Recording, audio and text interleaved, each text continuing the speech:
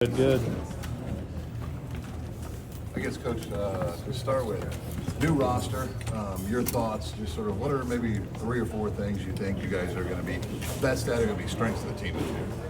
I'll tell you a lot more here in about a week. The team gets here this weekend, so we'll start workouts on Monday. But I like the way the roster came together. I think we got great depth in shooting the basketball, which was a priority for us.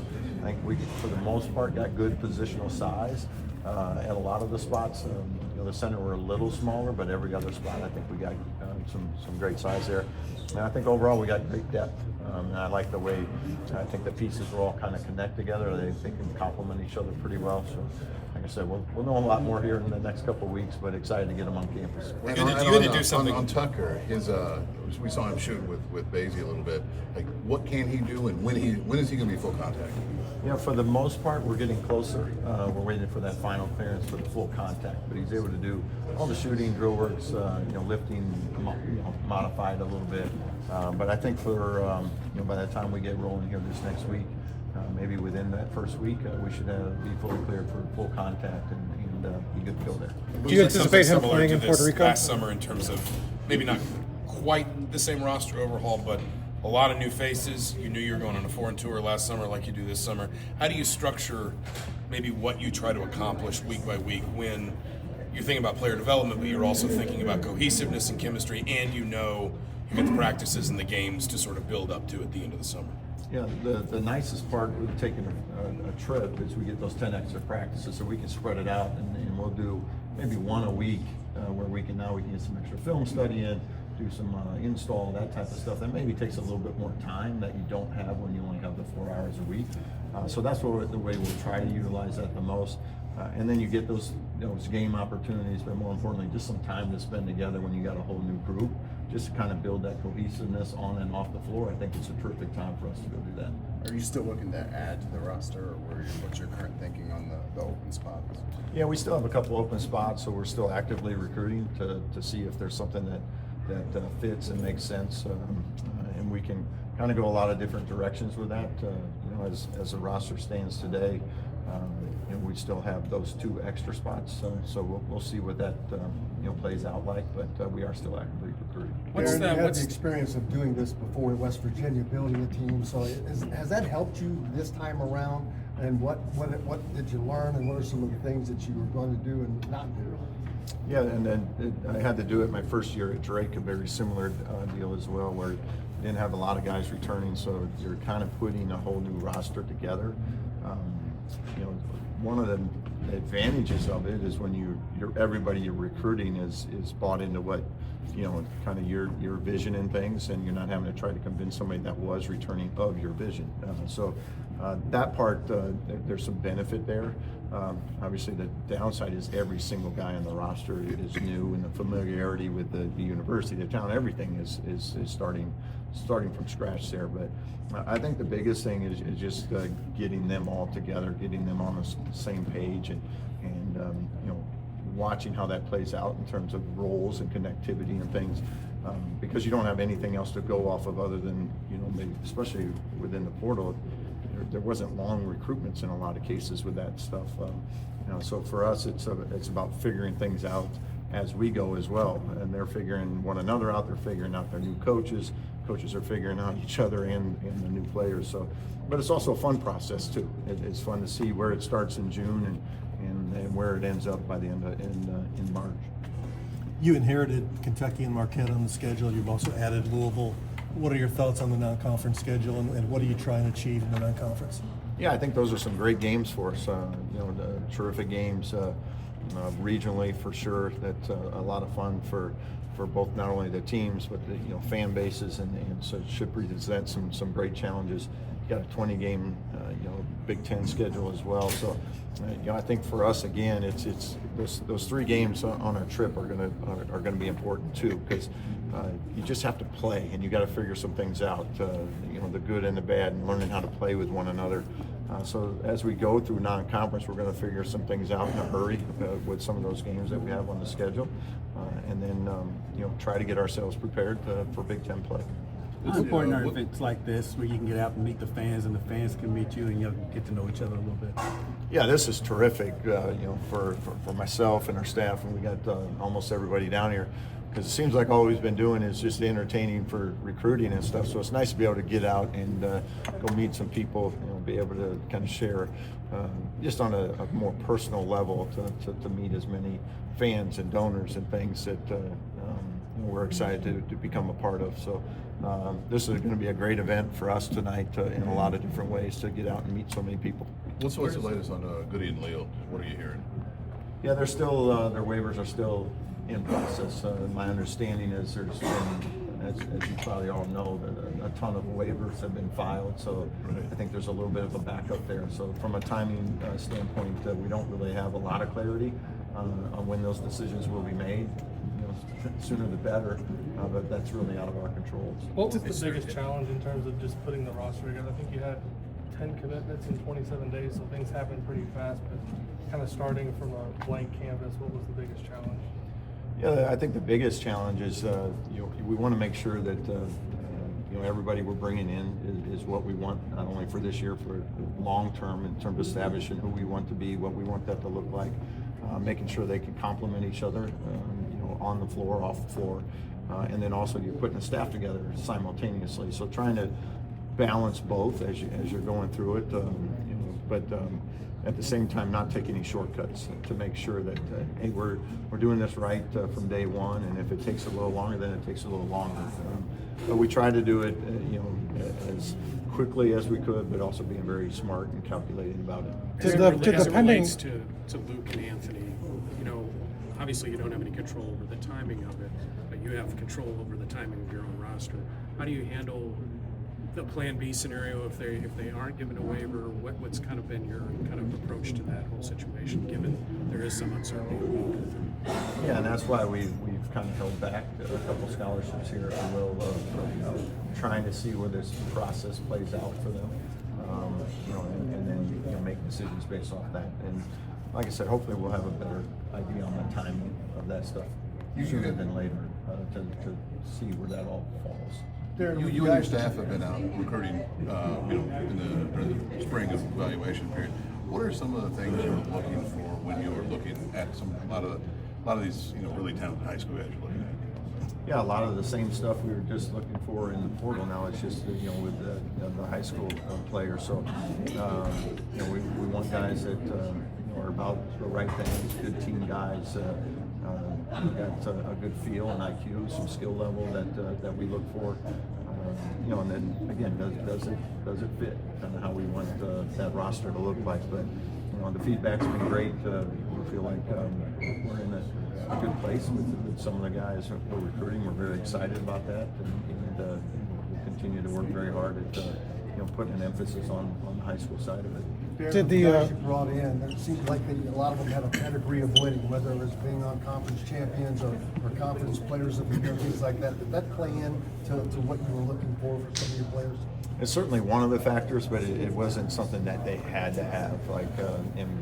Over the years, we've taken guys that maybe came from a team that wasn't as successful the year before, but it's always an added benefit. Like, were they able to help their team win? That's a great quality to have as well. But we don't make it so that's the only guys that we look at. Because sometimes there's just situations where it wasn't their fault necessarily. But it is always nice when you can collect as many guys that know how to win. They're about winning, because those qualities tend to shine through pretty quickly. Did this year versus last year building the roster with the revenue share looming, sort of the possibilities of kind of having almost like a salary cap, did that add new wrinkles to the process, and how did you kind of adjust and kind of work your way through that? Yeah, I think the biggest thing, as everybody found out quickly, was the NIL piece jumped dramatically in terms of what rosters we're going to take to kind of put together. And thankfully we're at a place that is very supportive and have some great donors in place and people in place to help facilitate that, and we're able to adjust on the fly as we were putting together a roster. And then anytime you're in the portal, those things can get a little tricky as you're trying to put that many guys on a roster at one time. How do you try to learn the character of guys, trying to transfer when the recruiting window is kind of smaller? Yeah, you have to do as much of your work as you can, and it's using your contacts, your connections with yourself, with your staff, with other people around, to find out as much information you can about each individual that you're recruiting. Because as you mentioned, it can be a 2, 3, 4 week process, which is very, very soon, very quick.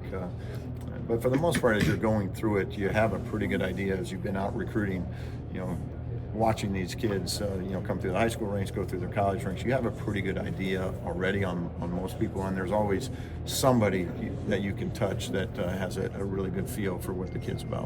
What's been the most enjoyable part for the last couple of months for you?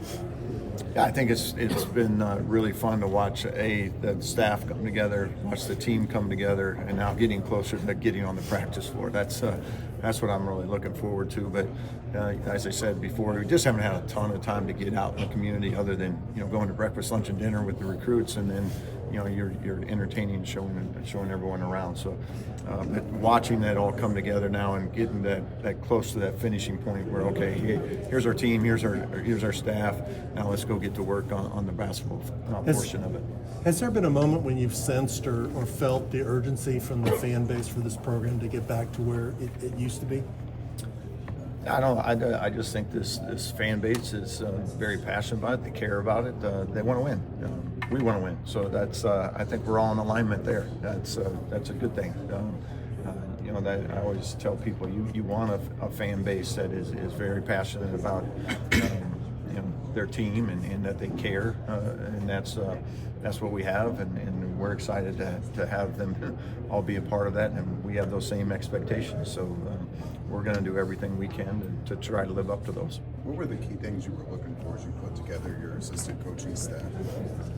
Yeah, I think as you're putting together a staff, is to make sure you got a lot of different areas covered, both on the floor, off the floor, recruiting, regions of the country, and experience, youthfulness. There's just a lot of things that go with it. And again, just like your team, you want to make sure they kind of complement one another and complement maybe my strengths or weaknesses, and then vice versa with everybody on the staff. So that's I love the staff that we have right now, and we're looking forward to just getting on the floor and not working. Do you anticipate adding any other additional pieces?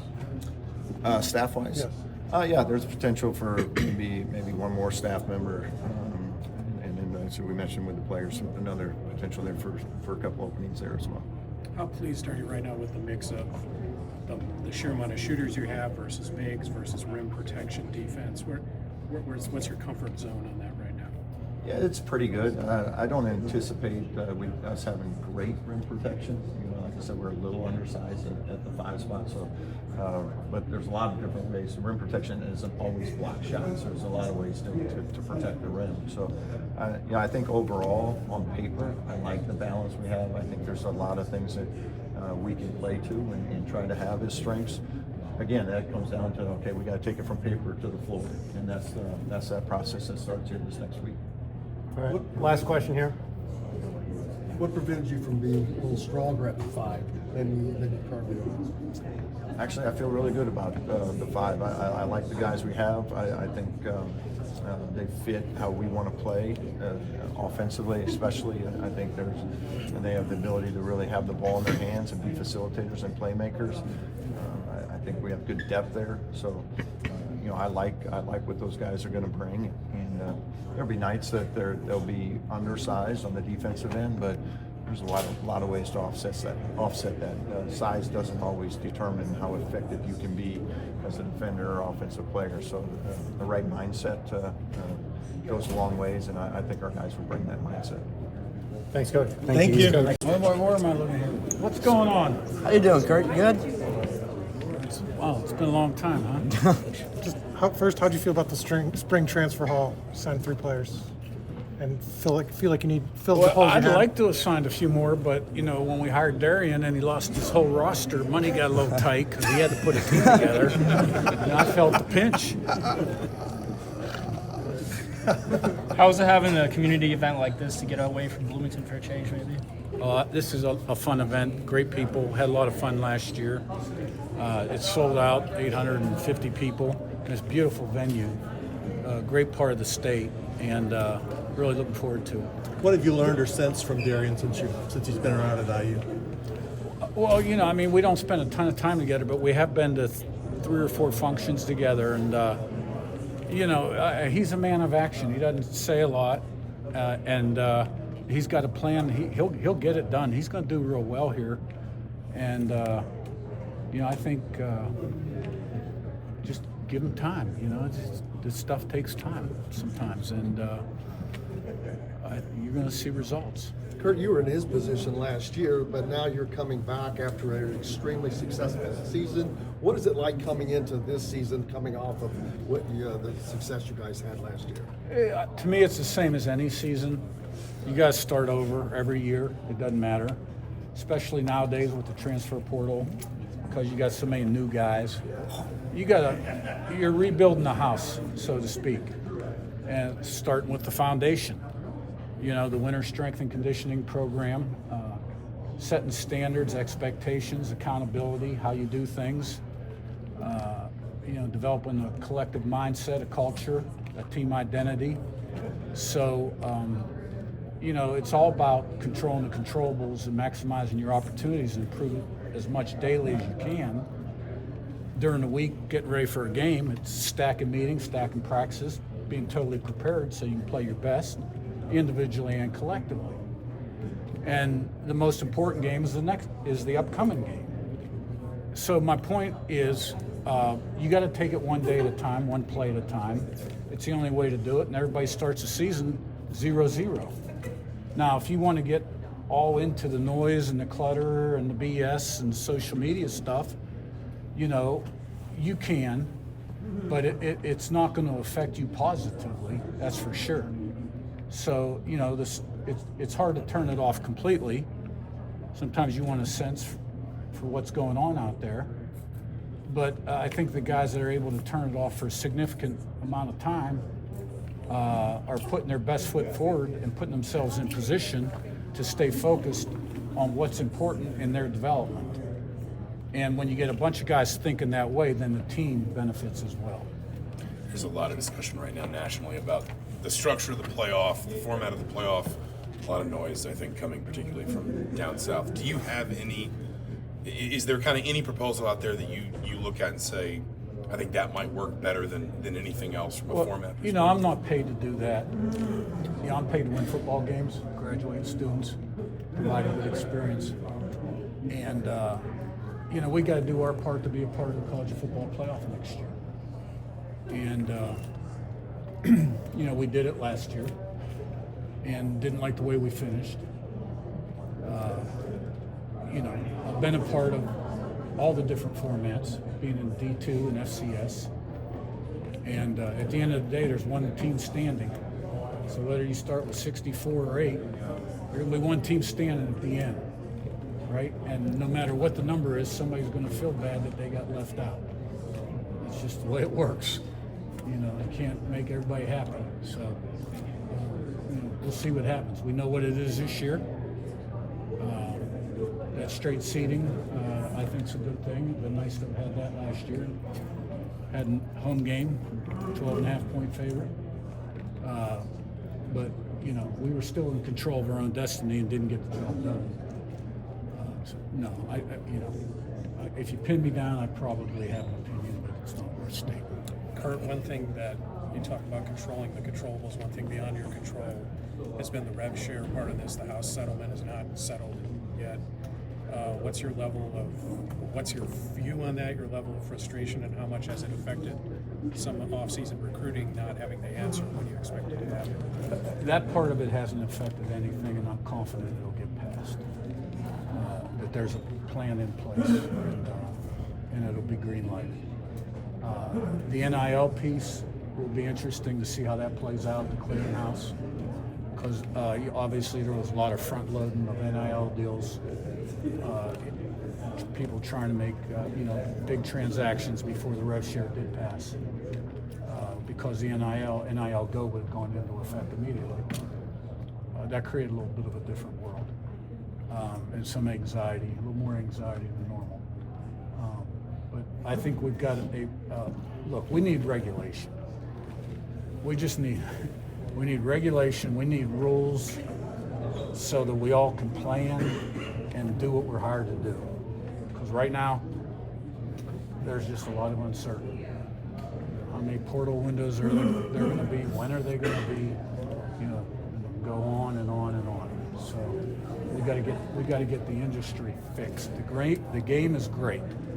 We got to get the industry fixed. Last year, you were in a situation where you had a backup quarterback lead you to a win. What's your level of comfort this year if that situation arises that you're where you need to be? You know, I'm more concerned about the starter being ready to win games right now because he's going to play the most snaps, hopefully, right? Right. So, you know, and because, you know, all these guys have a body of work, but they either get better or they get worse. They never stay the same. And then when you bring new guys into your system, everybody's system's a little bit different, so they all got development, right? But I think, you know, right now the second team quarterback today, you know, would be the younger brother, Fernando Alberto, and he had a nice spring. He's got a good skill set. But every day you go out there, you compete for a job. Nobody owns a job. You got to earn that job every single day. Curt, last year the schedule was a little more forgiving. This year, the Big Ten, when Big Ten play starts, you open with number 10 or a top 10 Illinois team, followed by 2 road games at Iowa and Oregon. How much differently do you have to get your team prepared earlier in this season? Well, I mean, when you looked at last year's schedule, we played the national champ and the runner-up, and I believe 9 teams that went to bowls. Okay. Now, at the end of the season, when you look at that schedule, it looked not quite as challenging as it did in the offseason. Because you never know what these teams, right? Things change. But we'll have a very competitive Big Ten schedule. Looking forward to it. Some good road challenges for sure. And, you know, it just puts a greater sense of urgency on getting as much out of every day in the summer, August camp, and, you know, that week of preparation. But, like, you look at last year's schedule before the season started, it looked like a real tough schedule, right? So led the country in point differentials, second in the country in scoring, first in the country against the run, second in the country defense, least amount of yards given up. Didn't trail till 9th game of the year. Not bad. You were outspoken last year about how I think y'all picked 17th maybe, right? Is there a part of you that kind of appreciates now the switch from hunter to hunted? I wasn't upset about that. I just stated a fact that the last time I was in charge of a team rated next to last where we finished. Wasn't predicting the future, even though it happened. Look, you got to be ready to go every week. I mean, you know, the first 3 weeks of the season, every team's ready to go. After that, it's who's ready to go. And we're not going to sneak up on anybody, but that's okay. You know, we want every team's best shot. You know, great competitors do, right? So, at the end of the day, you got to block, tackle, run, throw, catch, play smart, discipline, poise, good special teams, good in critical situations. You know, we got our style of play, you know, and control what we can control. There's certain things you can't control. And, but I'm looking forward. I think we got a lot of nice pieces on this team. And now it's time to take these pieces and start to form a team. Have you noticed a different reception as you go out and recruit guys as maybe you got a year ago? Yeah. And how so? You know, last year's class was, because these high school classes are all put together before your season starts for the most part. So that class last year was put together on promises, hopes, vision. This class is being put together on something tangible, what we put out there on the field, the publicity and the exposure that we received. And we've got about 10 commitments right now. I really like them. Some of them haven't announced yet. And I just think it's a higher caliber of guy. And if I just knew, you know, when the portal date would be and what that portal pool is going to look like, I could figure out whether we're taking 20 high school guys or 17 high school guys. relative to what our team needs look like next year. But right now it's hard to plan because you can't get any answers. Coach, we know you're a process-oriented guy. What does the summer portion of that process look like for your players? Well, I've always given the coaches off Friday through Tuesday after Memorial Day, so they get a 5-day break. They've been on the road recruiting, so they're back in today. And so I was really looking forward to that 8 a.m. staff meeting to talk about opponent prep, starting some meetings, with our players who are working out with Derek Goings. Staying on top of recruiting, obviously. There's some travel camps and some on-campus camps as well. So we'll juggle a lot of balls. We have official visit weekends, the first 3 weekends in June. And then, around the 24th, we go on vacation, come back, I think the 16th, and get ready for a July camp. End of July, we start. Good time for 2 more. I know you've talked about recruiting a second ago. What about in-state recruiting? There seems to be obviously a change. Indiana is not the leader in in-state recruiting, but now you're getting pretty much most of the best talent in the state. I think we're doing well. I really want to do well in our state and do a great job of evaluating every guy that's got a chance. And I like who we have. And, the more good players that come out of the high school ranks of Indiana, we should benefit as long as we continue to be successful. It's kind of the old chicken and the egg, but I really like who we have right now, even though I'm not allowed to talk about those names. Is that it? What do you think of Thank you. What do you think of the Thank you, Curt. The Bison. I love the Bison. Oh, we're good. Last year, you guys kind of shocked the world. What do you do for an encore? Just try to do the same thing we did last year, improve on the things that we didn't do good, and that's just about it. Yeah, I'd say the good part about it is there's a lot of room for improvement, even with the solid year that we had. Obviously, the 2 losses and the things that we made mistakes in those games, but there's just so much room for improvement. It can only go up from there. Guys, you came in last year, everything was new team, new everybody. You've got a lot of great pieces coming back, and some new pieces as well. But there's got to be a ton of confidence coming off the CFP performance going into the season. Yeah, no doubt. It's good to have the nucleus and the core of the team back. But even with going to the CFP and having a successful year, that's not going to do anything for us this year. So obviously we know what we're capable of. We know what we can reach and kind of things that we're destined for. We just got to make it happen. Aiden, I think people here forget that people want to know whether you can repeat the success that you had last year. But you guys did that when you were at James Madison. You repeated success year to year. What did you learn from your James Madison experience in sustaining winning that you can apply here in Indiana? Yeah, just complacency kills success. You get complacent, you get fat and happy, you're going to be right back at the bottom where you started. So just make sure you know where we started from, which was that 3-9 team that when we got here wasn't very good. And making sure we never even get close to touching that again. Elijah, a year ago we were asking you about Curtis and just your impressions of spring ball with him. Kind of similar question with Fernando, just what you saw from him through spring ball, how you saw him settle in, and why you think it is this offense has a history of transfer quarterbacks being able to come in and do well pretty quickly. Just the system that we have set in place. I feel like Fernando especially reacting well to it. He's a good guy. He's a good leader out there trying to get everybody good. He gets on that field and it's just flips a switch. And he's been doing good through the spring. We trust him. He's the guy that's going to lead us to where we want to go, so we're behind him all the way. How much work do you get in with him, like now and during these last couple of weeks or going forward? I know you'll have some structure here in June, but how much work do you guys kind of get off to the side? And is it a big group? You kind of take me through that. I mean, we just got out of spring ball and we went home for break. But now that we're back up here, we start throwing routes on Friday, and then we're going to eventually just build up more and more. Start 2 times a week throwing, and build up eventually to 3 times a week. So we definitely get good work, and any extra time we have, if our bodies are feeling good, we try to spot catch and stuff like that. So definitely a good amount of work. Elijah, I know you haven't had a lot of work with everybody in the new guys' offensive line. Everything has been upgraded. Have you been able to see a difference with the new running backs, new offensive linemen? Have you been able to see an elevation?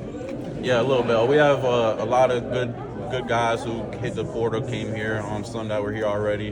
Notre Dame starting center. So just we'd have brought in a lot of winners, and you see that being well. I mean, we had a good group last year, but yeah, of course we're trying to improve from the team that we were last year. But yeah, we definitely are. When you guys are at stuff like this or on campus, do you find that people recognize you more, and kind of what kind of reception are you getting? Yeah, I mean, I think it's awesome. There are a lot of people here, a lot of fans, supporters from southern Indiana and then the Bloomington area, kind of all over Indiana. So it's really cool. They do recognize you. They kind of give you a little pat on the back, tell you beat a team that's a little further north of us. So it's always cool seeing them and feeling their support everywhere we go.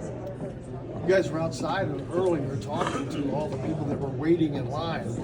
What prompted you to do that, and what kind of engagements did we have? I mean, yeah, a lot of people are taking their time out of their days and their evenings to come out here and obviously tour the winery and see the coaches and meet the players. So show them some appreciation, that we appreciate them coming here and taking their time and doing this for us.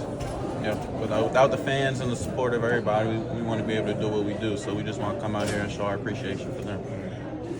What does it say about you two as players and as people that you guys are the ones chosen to come out here and represent the team? I mean, it feels good to me that they hold me to that high standard. And, we both V8 boys, grew up, 10, 20 minutes apart. So it's crazy just us being here from where we started. But it's a blessing for real. I think it definitely speaks to the character of especially Elijah. And then the character I want to hold myself to. Having Sig pick us to come up here and talk kind of means a lot to us, and to be here just in general.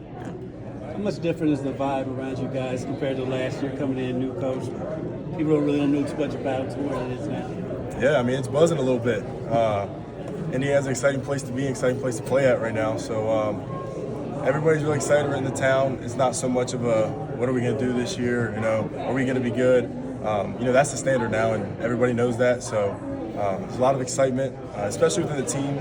We have the confidence to do what we're going to do, and it's just an exciting time. Aiden, what's your confidence level in Elijah Hardy lining up next to you? What do you see for him this year? Oh man, I can't wait. I mean, y'all saw the pick six in the spring game, so he's going to do a lot of special things this year. He's a really fast and instinctual player. He's special. Once he gets things down, he's going to make a lot of special and really good plays for us. And then branching off Elijah, you got Isaiah Jones coming back. You got some guys that are going to be coming up, depth pieces that will kind of get their feet wet a little bit. So I'm excited for everybody to step in. One more if we got it. All right, guys.